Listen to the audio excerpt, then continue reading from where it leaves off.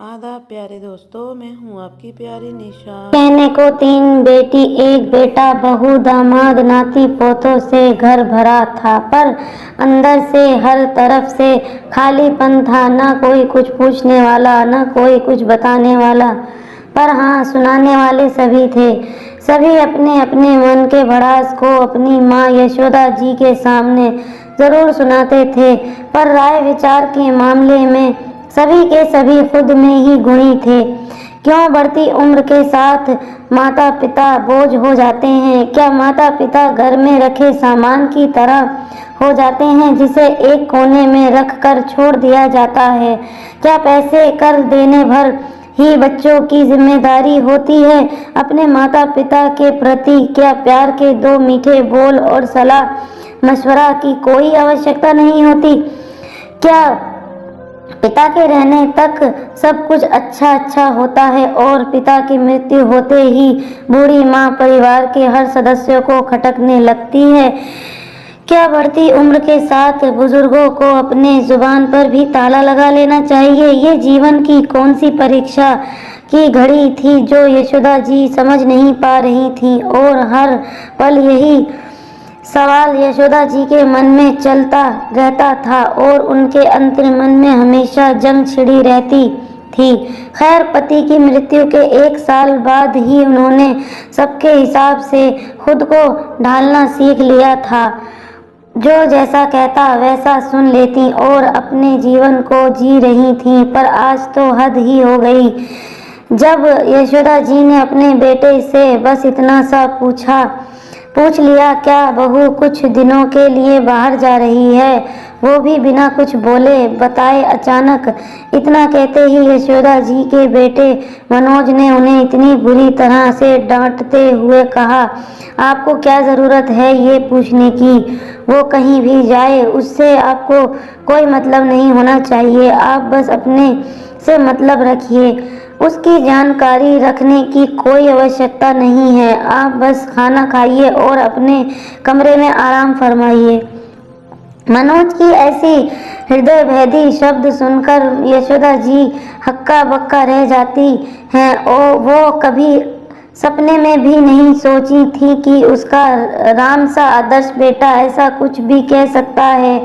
पल भर के लिए वो अपने बेटे का मुंह देखती ही रह जाती हैं, पर आंखों में तैरते मोती उन्हें कुछ बोलने की इजाज़त नहीं देते।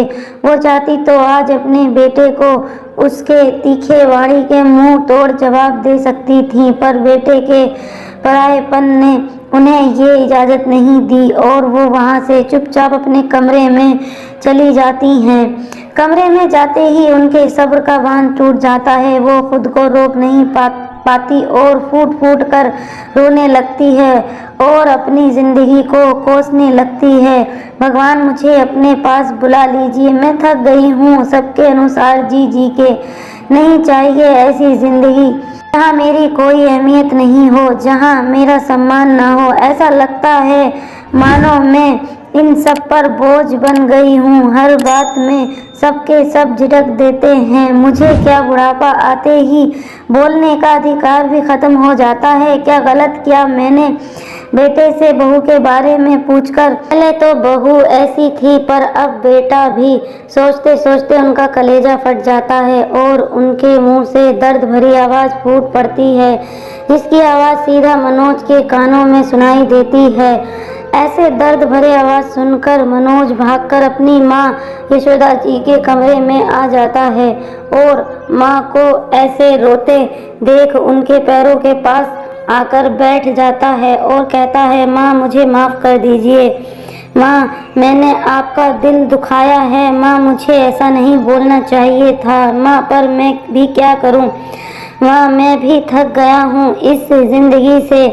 आपकी बहू की वजह से मैं भी थोड़ा खींचा सा हो गया हूँ। आजकल उसके तेवर ही अलग रहते हैं। उसे किसी का पूछना पाछना पसंद नहीं आता है और मुझे भी कहती है कि मैं आपको कुछ नहीं बताऊं, नहीं तो वे मुझसे बिना बात का झगड़ा करेगी।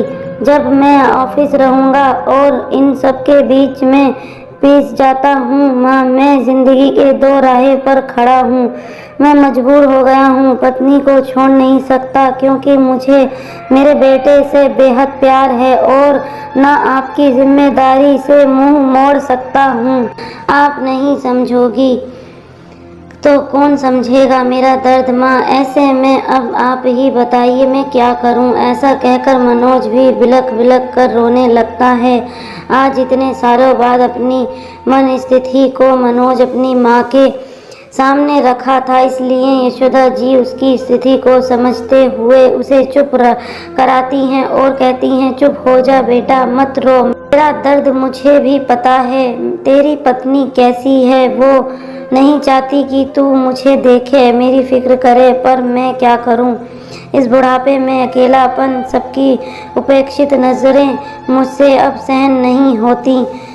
जब तक तेरे पापा जिंदा थे तब तक सब ठीक चल रहा था। सभी मुझसे पूरे अदब से बात करते थे, सम्मान करते थे, राय विचार लेते थे, पर अब सब मुझे बोझ समझने लगे हैं। शायद अब किसी को मेरी ज़रूरत नहीं। ऐसा कुछ नहीं है माँ, आप कल भी मेरे लिए सर्वोपरि थीं और आज भी मेरे लिए सर्वोपरि हैं। बस जीवन की एक परीक्षा की घड़ी में आपका साथ चाहिए ताकि मैं दोनों के बीच सामंजस्य बैठा सकूं। प्लीज़ माँ, मुझे माफ़ कर दीजिए। मैं वादा करता हूँ आगे से आपसे ऐसे कभी बात नहीं करूँगा और आपके अकेलेपन में साथ निभाऊंगा। बस आप मुझे कभी गलत मत समझना माँ। बेटा भी किसी दर्द से गुजर रहा था, ये यशोदा जी को पता ही नहीं चला था कभी, इसीलिए अपने इकलौते बेटे को सीने से लगाकर कहती हैं। माँ भी अपने बच्चे के बातों को भला दिल से लगाती है क्या? वो तो गंगा माँ सी होती है, कितना भी कचरा डालो फिर भी गंगा माँ सबके लिए दर्द हरिणी ही होती हैं। आज भी यशोदा जी अपने दर्द को भूलकर बेटे के दर्द को सर्व माँ के लिए यही उचित था। प्रिय पाठकों, कई घरों में ऐसा होता है कि पिता के गुजर जाने के बाद माँ को घर में रखा हुआ सामान समझा जाता है और ये स्थिति पैदा होती है घर की बहू के कारण, क्योंकि वो नहीं चाहती कि उसका पति अपना पूरा ध्यान अपनी माँ पर रखे, इसलिए लड़ झगड़ कर घर का माहौल खराब करती हैं। आप इस बात से कितना सहमत हैं ज़रूर लिखिए।